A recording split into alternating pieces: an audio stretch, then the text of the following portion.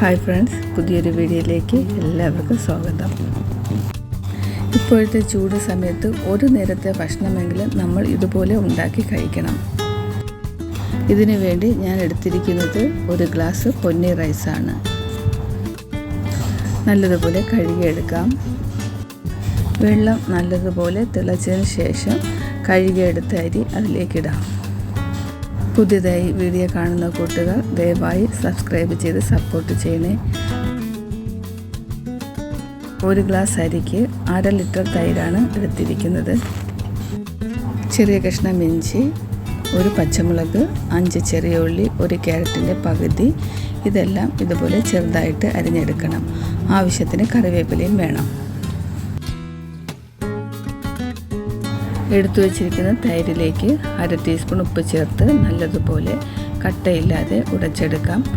മിക്സിയുടെ ജാറിലിട്ട് അടിച്ചെടുക്കേണ്ട ആവശ്യമില്ല. കുറച്ച് അങ്ങനെ ചെയ്യുകയാണെങ്കിൽ ചിലപ്പോൾ ഒരുപാട് ലൂസായി പോകും. അതുകൊണ്ട് ഇതുപോലെ ചെയ്താൽ മതി.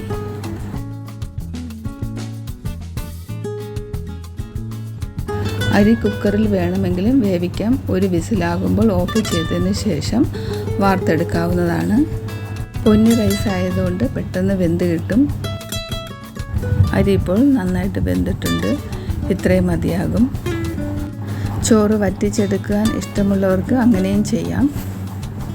വെന്ത ചോറ് ചൂടോടുകൂടി തന്നെ ഇതുപോലെ ഒന്ന് ഉടച്ചു കൊടുക്കണം. ഒരുപാട് ഉടച്ച് കുഴയ്ക്കേണ്ട ആവശ്യമില്ല. ഇത്രയും മതിയാവും.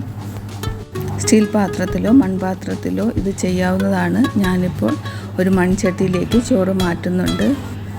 ഇപ്പോൾ ചോറ് കുറച്ചൊന്ന് തണുത്തിട്ടുണ്ട്. അതിലേക്ക് 1/2 ഗ്ലാസ് പച്ചമോരാണ് ആദ്യം ചേർക്കുന്നത്. നല്ലതുപോലെ യോജിപ്പിച്ചതിന് ശേഷം ഉപ്പ് ചേർത്ത് ഉടച്ച് വെച്ചിരിക്കുന്ന കട്ടത്തൈര് കൂടി ചേർക്കാം.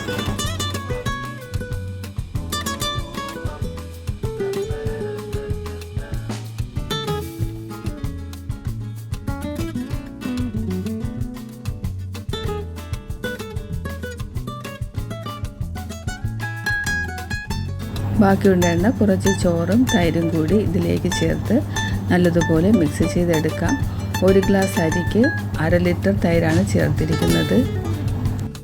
ഇതിലേക്ക് താളിച്ചൊഴിക്കാൻ വേണ്ടി നല്ലെണ്ണയാണ് എടുത്തിരിക്കുന്നത്. 1 ടേബിൾ സ്പൂൺ നല്ലെണ്ണയും 1/2 ടീസ്പൂൺ നെയ്യും കൂടി ചേർത്താണ് എടുത്തിരിക്കുന്നത്. ചൂടായ എണ്ണയിലേക്ക് 1/2 ടീസ്പൂൺ കടുക് ഇട്ട് കൊടുക്കാം.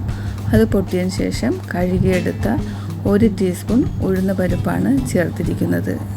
ഉഴുന്ന് പരിപ്പ് നല്ലതുപോലെ മൂത്ത് വരണം. അതിലേക്ക് 1/4 ടീസ്പൂൺ ജീരകം കൂടി ചേർക്കാം.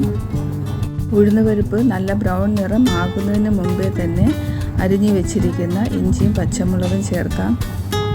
അതിലേക്ക് 2 വറ്റൽമുളക് കൂടി മുറിച്ചിട്ട് കൊടുക്കാം. ആവശ്യത്തിന് കറിവേപ്പിലയും ചേർക്കാം. ഇപ്പോൾ ലോ ഫ്ലെയിമിലായിരിക്കണം. ഇനി ഇതിലേക്ക് 1/2 ടീസ്പൂൺ കായത്തിൻ്റെ പൊടി കൂടി ചേർക്കാം. വറുത്തിടുന്നത് കരിഞ്ഞു പോകാതെ ശ്രദ്ധിക്കണം. ചൂട് കൂടുതലാണെങ്കിൽ ഫ്ലെയിം ഓഫ് ചെയ്യാം. ഇപ്പോൾ അരിഞ്ഞു വെച്ചിരിക്കുന്ന ക്യാരറ്റും ചെറിയ ഉള്ളിയും ചേർത്ത് ചെറുതായി ഒന്ന് ചൂടാക്കി എടുത്താൽ മതി. ഒരുപാട് മൂപ്പിക്കേണ്ട ആവശ്യമില്ല. കുട്ടികൾക്കും വലിയവർക്കും ലഞ്ച് ബോക്സിൽ കൊണ്ടുപോകാനും പെട്ടെന്ന് ഉണ്ടാക്കാൻ പറ്റിയ ഒരു റൈസാണ്. 1/4 ടീസ്പൂണിന് താഴെ കുറച്ച് ഉപ്പ് കൂടി ഇതിലേക്ക് ചേർത്തിട്ടുണ്ട്. ഇത്രയും മതിയാകും. ഇനി ചോറിന് മുകളിലേക്ക് ഒഴിച്ച് 10 മിനിറ്റ് അടച്ചു വയ്ക്കാം.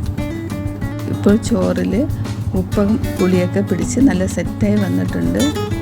ഒരുപാട് പുളിയുള്ള തൈര് എടുക്കരുത്, എങ്കിലും ചെറിയൊരു പുളിപ്പ് ഉണ്ടായിരിക്കണം.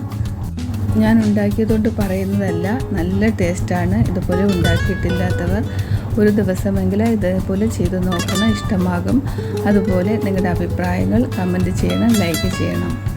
ഇതിനോടൊപ്പം ചേർത്ത് കഴിക്കാനായിട്ട് ഒരു ചമ്മന്തി കൂടി ഉണ്ടാക്കുന്നുണ്ട്. വീഡിയോ സ്കിപ്പ് ചെയ്ത് കാണണേ. കുറച്ച് എണ്ണ ഒഴിച്ച് കുറച്ച് പപ്പടം ഇതുപോലെ മുറിച്ചിട്ട് വറുത്തെടുക്കാം.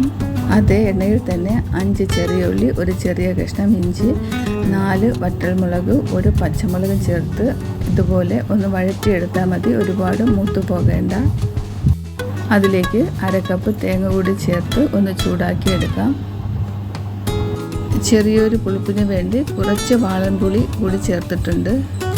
1 തണ്ട് കറിവേപ്പില കൂടി ചേർക്കാം.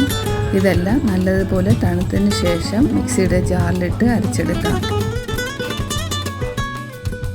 ഇതിലേക്ക് 1/4 ടീസ്പൂൺ ഉപ്പും 1/2 ടീസ്പൂൺ മുളക് പൊടിയും കൂടി ചേർത്ത് ഇതുപോലെ അരച്ചെടുക്കാം.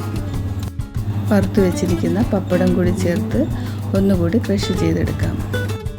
ഒരുപാട് അരച്ച് ചമ്മന്തി പരുവമാക്കണം എന്നുള്ളവർക്ക് അങ്ങനെയും ചെയ്യാം. ഞാൻ ഇതുപോലെയാണ് അരച്ചെടുത്തിരിക്കുന്നത്. അപ്പോൾ ഈ ചമ്മന്തിയും കൂട്ടി തൈര് സാദം ഒന്ന് കഴിച്ചു നോക്കിയാലോ. വീഡിയോ ഇഷ്ടമായ കമൻറ്റ് ചെയ്യാനും ലൈക്ക് ചെയ്യാനും സബ്സ്ക്രൈബ് ചെയ്യാനും മറക്കരുതേ. സപ്പോർട്ട് ചെയ്യുന്ന എല്ലാ കൂട്ടുകാരോടും ഒരുപാട് നന്ദിയുണ്ട്. പുതിയൊരു വീഡിയോയുമായി വീണ്ടും വരാം.